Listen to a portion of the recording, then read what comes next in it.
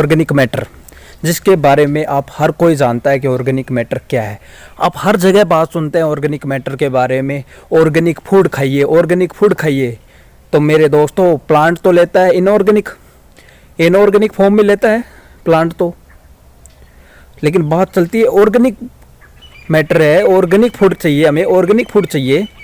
लेकिन ये नहीं देखते कि जो पॉपुलेशन है वो इंक्रीज हो रही है, और जो पॉपुलेशन इंक्रीज हो रही है तो वो जो डिमांड क्रिएट हो रही है, वो डिमांड कैसे फुलफिल होगी, इस चीज़ को भी देखना होगा। So let's start the topic.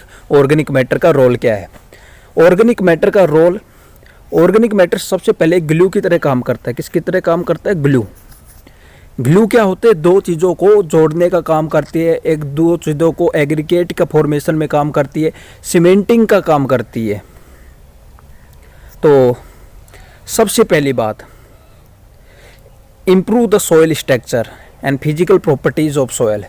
Soil structure अच्छी होगी तो आपका, इट मीन्स आपकी फर्टिलिटी, और जब फर्टिलिटी अच्छी होगी तो वहाँ की प्रोडक्टिविटी ज़्यादा होगी। तो improve soil structure. Soil structure improve कैसी होगी? सॉइल स्ट्रक्चर इम्प्रूव तभी होगी जब there is a formation of good aggregate, अच्छे एग्रीगेट का फॉर्मेशन हो। तो पहला रोल क्या हो गया? Improve the soil structure and physical properties of soil. Second, हमने बात करी थी ये ग्लू की तरह काम करती है, दो चीज़ों के चिपकने का काम करती है, चिपकाने का।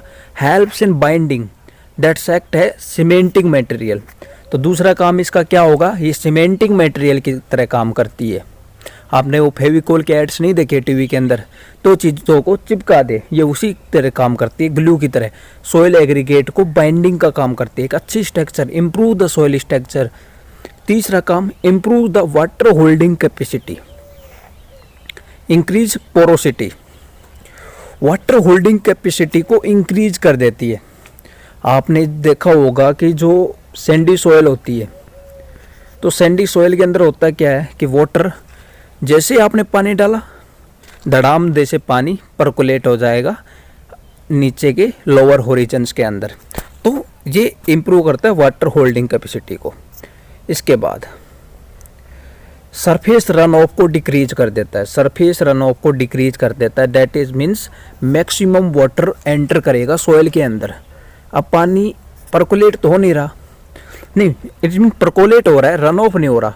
जो इस वे में पानी चलता है उसे कहते हैं run off. If it entering in the soil then we call percolate.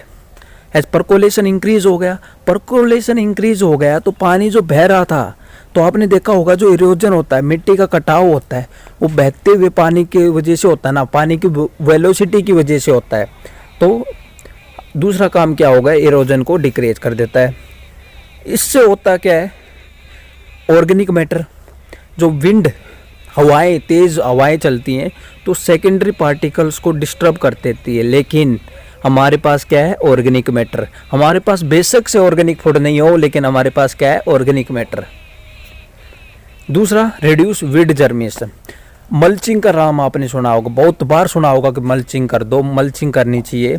Mulching में भी भाई ऑर्गेनिक मैटर, घास फूस से मल्चिंग कर दे, पॉलीथीन से मल्चिंग कर दे, जो कि वीडिसाइड से बचाती है, यूपरेशन से बचाती है, टेम्परेचर को कांस्टेंट करके रखती है। तो ये इसका अनदर वर्क हो गया। तो आपको समझ में आ रहा होगा। इसके बाद चलते हैं आगे की तरफ। Source of food for autotrophs and source of carbon. जो ऑटोट्रोप्स है वो तो अपना खाना खुद बना लेते हैं, जैसे कि सनलाइट का यूज करके, बट फॉर द हेटेरोट्रोप्स के लिए ये कार्बन का सोर्स है। Second, that is reservoir of nutrient, nutrient का रिजर्वोयर है। तीसरा, एक्ट एज बफर। बफर का मतलब ये है, जैसे सोयल है एसिडिक एंड सोयल है बेसिक, तो एसिड को न्यूट्रल की तरफ लाना, बेसिक को भी न्यूट्रल की तरफ लाना, तो जो उनके जो पीएच को मेंटेन कर दे, ओके, वो कैसे बफर, तो बफरिंग का काम करती है। अवेलेबिलिटी ऑफ, जैसे phosphorus availability reduce alkalinity, phosphorus की अवेलेबिलिटी हो जाती है, वहाँ पर ज़्यादा एक्सेस में प्रोवाइड हो जाता है, तो वो बफर की तरह काम करेगा, इससे एल्कलिनिटी का रिडक्शन हो जाता है। Earthworm food, you all know, जो अर्थवॉर्म होता है ना, is the farmer friend, farmer friend क्यों बोलते हैं कि ये सोयल के aggregate, good soil aggregate formation के अंदर हेल्प करता है। तो इसका मतलब क्या हो गया, it helps in earth making the soil fragile. Okay, ये नाम आपने सुना होगा, फ्रेगाइल। तो अर्थवॉर्म फूड है जो कि एग्रीगेट के फॉर्मेशन में हेल्प करता है। अभी तक हमने कितने पॉइंट कर लिए, 4 पॉइंट वहाँ के, 4 पॉइंट पेज 2 के ऊपर के एंड 4 पॉइंट हमने यहाँ पर किए, तो आपके पास 12 पॉइंट्स हो गए। तो ये बात करी हमने ऑर्गेनिक मैटर के बारे में। अब आपसे कोई भी पूछ ले ऑर्गेनिक मैटर का रोल क्या है और ये किस प्रकार से कंसेप्ट क्लियरिटी प्रोवाइड करवाता है, उससे आप भली बाती अब आपको पता लग गया है। तो subscribe if you like, if you not like then you may be dislike it or make notes. Thank you and stay tuned for the next lecture.